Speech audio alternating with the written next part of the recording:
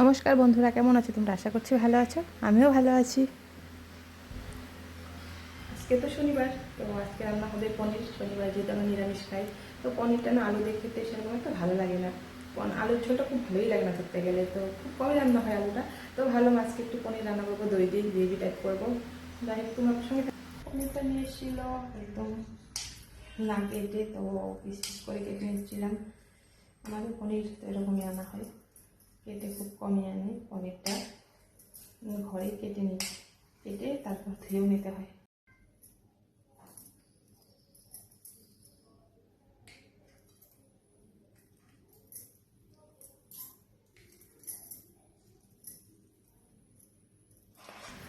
এদিকে আমার সবগুলো পনির কাটা হয়ে গেল, আর একটাখানে মশলার জন্য আমি সব রেডি করে নিচ্ছিলাম। পনিরটা কেটে নিলাম, এখন মশলার জন্য টমেটো, লঙ্কা, আদা যা যা লাগবে আর কি, সেগুলো একটু পরিষ্কার করে নিচ্ছিলাম। এগুলো তো হয়ে গেল রেডি প্রায়। এখন পনিরটা নুন হলুদ দিয়ে মাখিয়ে রাখছি। এদিকে আমার মশলাগুলো সব কিছু রেডি করে নিলাম, ধুয়ে পরিষ্কার করে নিলাম। টমেটো, আদা, জিরে, গরম মশলা, কাঁচা লঙ্কা, এগুলো ভালো করে পেস্ট করে নেব।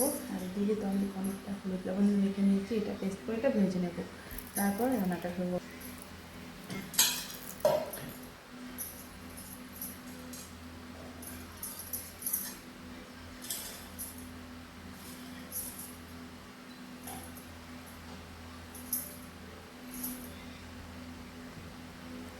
আর এই যে আমার কড়াই কুইন, সেটাতে রান্না হবে। তো আমি এখন বর্তমান এই কড়াটাতেই রান্নাটা বেশিরভাগ করি। কড়াটাতে রান্না করতে যে এত ভালো লাগে কি বলবো আর কি, অনেক ভালো লাগে। খুব কম তেলেও রান্নাটা হয়। পনিরটা ভেজে নেব এখন।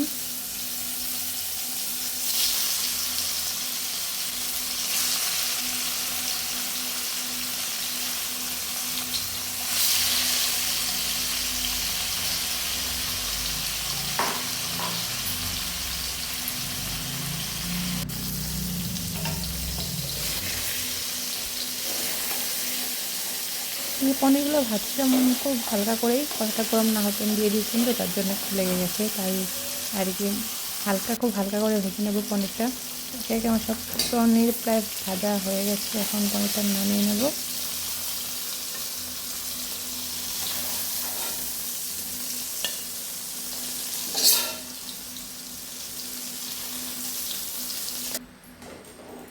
আর দেখতে পাচ্ছ তো তেল কতটুকু আছে এখানে, 1 চামচ মতো তেল আছে, ব্যাস এই এতটুকুতেই আমার রান্না হয়ে যাবে। বা হালকা দিয়ে দিলাম একটু জিরে ফোড়ন, আর 2টো শুকনো লঙ্কা দেবো।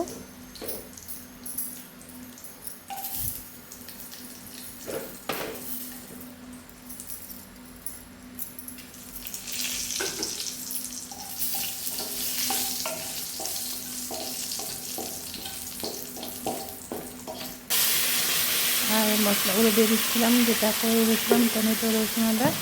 রসুন তো দিইনি, আজকে দেওয়া দিস। যতটুকু মশলা ছিল দিয়ে দিলাম। আর এখন মশলাটাকে ভালো করে কষাতে হবে। দিয়ে দিলাম নুন, হলুদ।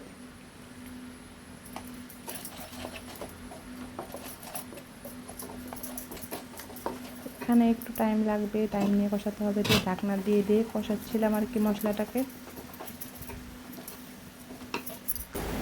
মশলা কষানো রেডি প্রায়। তারপর দিয়ে দিলাম টক দই 1 বাটির মতো।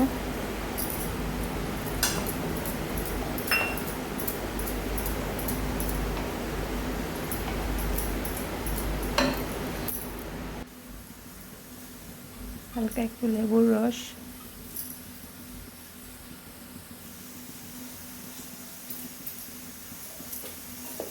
দিয়ে এখন ভালো করে কষাতে হবে। আর এদিকে আমার মশলা কষানো একদমই রেডি। দিয়ে দিলাম পনিরগুলো দিয়ে হালকা নাড়াচাড়া দিয়ে একটু ঢেকে দেবো।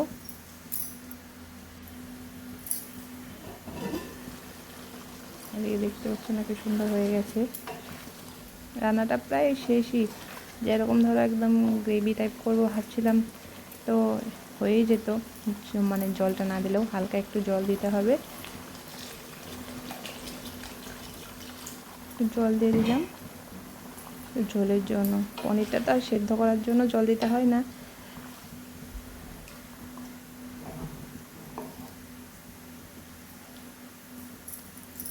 এখন ঢাকনা দিয়ে দেব, শেষ 5 মিনিট মতো আঁচটা কমিয়ে রাখবো, তারপর আর কি হয়ে এসছে প্রায়।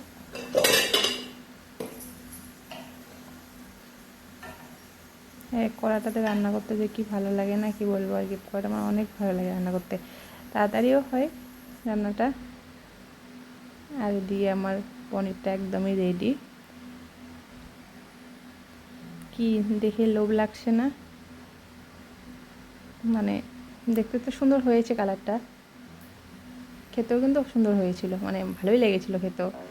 যাই হোক, তোমরা বাড়িতে একবার ট্রাই করবে।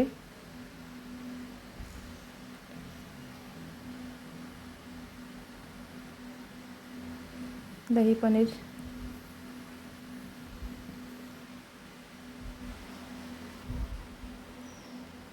দেখতে যেরকম সুন্দর হয়েছে, খেতেও কিন্তু ভালো হয়েছিল। যাই হোক, তোমরা একবার বাড়িতে ট্রাই করবে। টাটা, ভালো থাকবে সবাই।